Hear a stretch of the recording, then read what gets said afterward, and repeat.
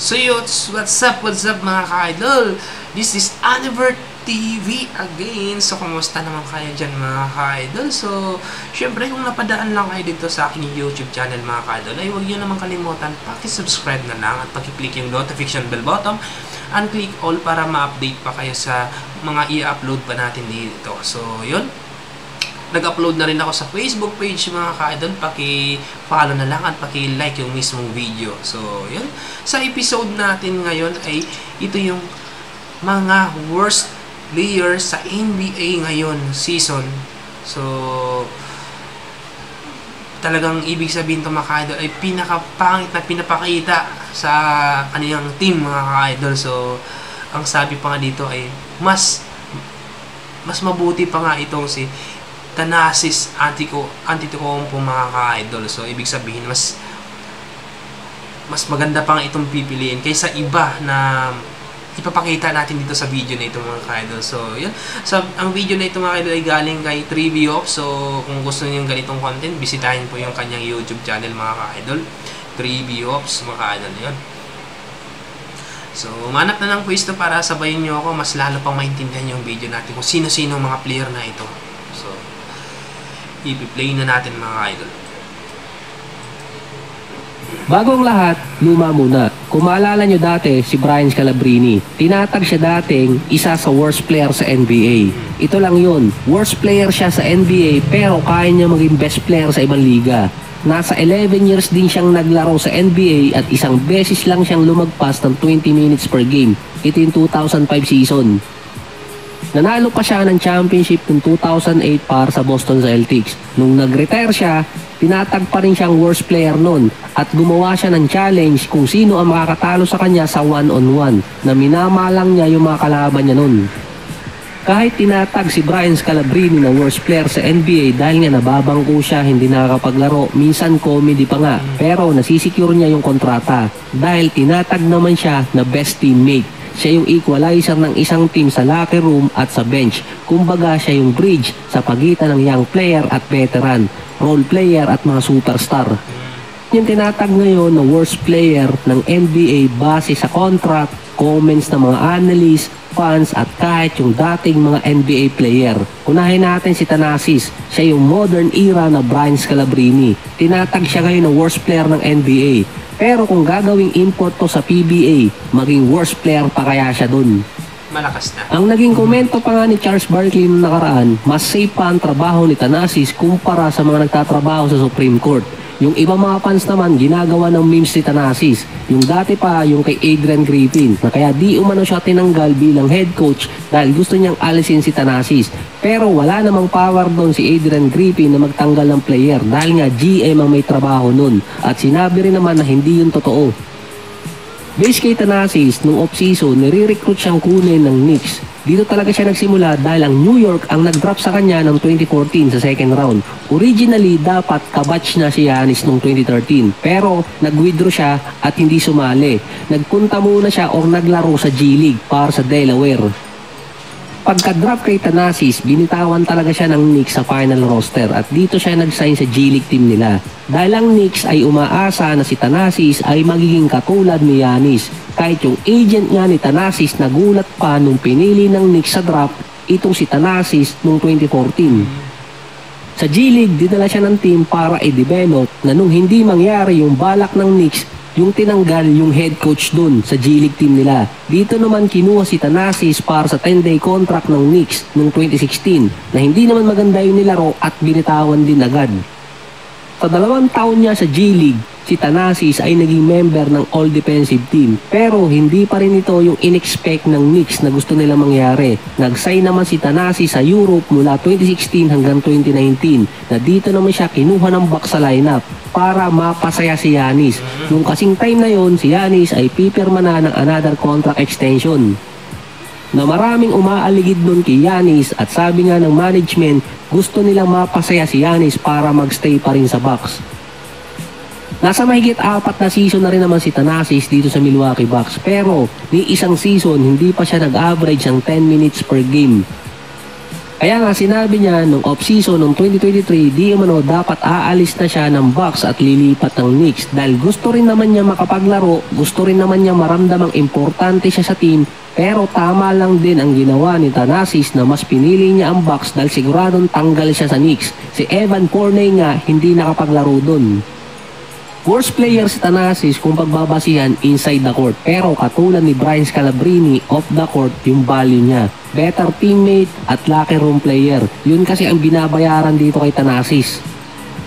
Yung ibang mga fans naman nagagalit kasi kapag nagkukumpara sa ibang player. Pero ikukumpara ko pa rin si Thanasis. Ito naman kay Tiger, si DeAndre Ayton. Yung kasi ang nickname nitong si Ayton, si Tiger. Meron pa nga Dominator, Dominaton. Sa tattoo lang talaga siya nakakapag-dominate. Siya yung best player pagdating sa tattoo.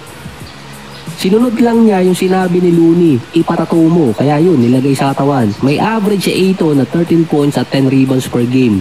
Meron siyang pamosong 0.8 blocks per game. Mas mataas ng di-hamak ang average niya kumpara kay Thanasis. Meron pa itong si Ayton na 31 minutes per game. Kaso bumaba siya mula 18 points at 10 rebounds mula nung last season. Si Ayton merong 32 million hanggang 35 million dollars na kontrata per year. Naaabot yun until 2026. Kung maaalala nyo pa dati, si Ayton hindi naglaro sa isang game dahil di umano na-trap or na-stranded siya sa bahay niya nung magkaroon ng snowstorm dito sa Portland. Makapalang snow sa daan.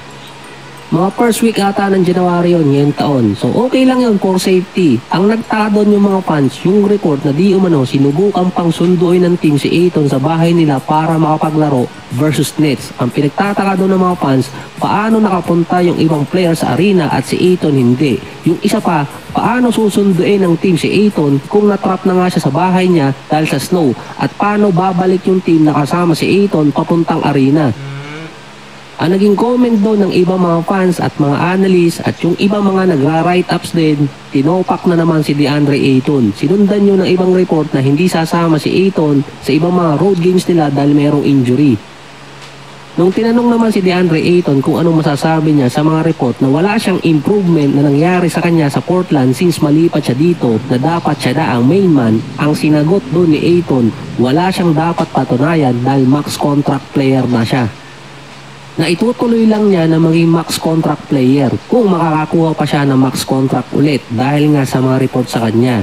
Dahil kung ikukumpara mo siya kay Ben Simmons na may topak din, si Ben naman naging best player at naging all-star. May injury kasi si Ben Simmons pero kapag healthy siya, alam mo may karakas pa rin bilang isang player.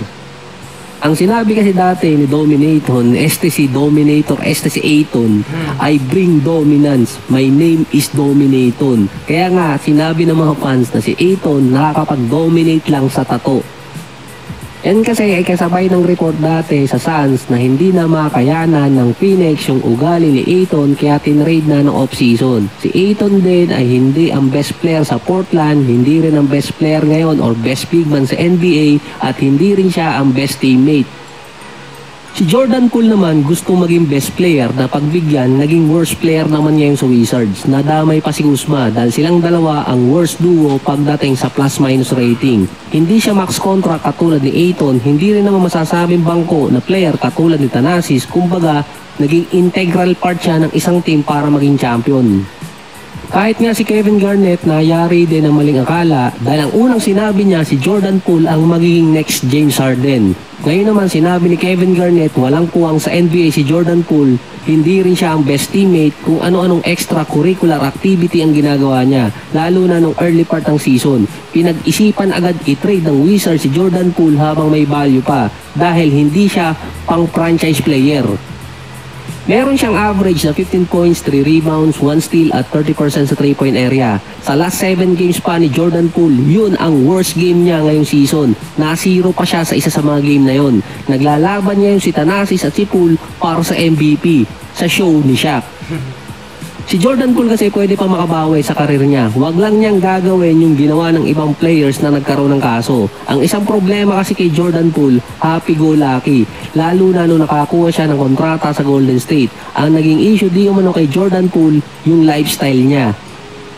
Kilala niyo naman si Jordan Poole kapag nakakita ng chicks gumagaling. Nai-involve kasi siya sa outside issue. Bukod pa doon kay Draymond, lalo na dati nung di umano gumastos siya ng malaki para sa isang female rapper, si Ice Spice. Nasa 500,000 para sa isang date. Tinanggi naman yun ni Jordan Poole, pero sinakyan yun ng iba mga fans. Kasi nga, iba yung lifestyle niya. Sinabi nga ni Chandler Parson, immature at arrogante si Jordan Poole. Meron siyang personality issue. Kaya naman niyang maglaro at maging best player. Pero wala siyang decision making na maayos. Kumbaga kailangan niya ng kasamang veteranong player. Yung kasama niya kasing veteranong player na kaduo niya pareho pa ng lifestyle. Yung iba mga players doon sa Wizards sinuturuan si Jordan Poole pero ayaw niya makinig dahil meron siyang ego. Nagaling pa siya sa team na ang star player walang ego. Worst player si Jordan Poole sa tingin ng ibang mga fans, analyst at dating player dahil nga sa nagiging resulta niya sa Wizards. Pero mostly kasi yun dahil sa kanya mga decision making at lifestyle. At naging champion din noong 2006 sa $1 million. Sa kanyang So yun mga idol, yun po yung yun yung mga player na sinasabi ng worst player sa NBA mga ka-idol. So yung gaya ni Jordan Clarkson ay Jordan Poole pala mga ka-idol, I'm sorry, Jordan Poole. So hindi naman natin masasabi na hindi siya magaling. Magaling siyang player mga ka-idol. Ang ibig lang po sabihin ng idol ay yung ugali po niya.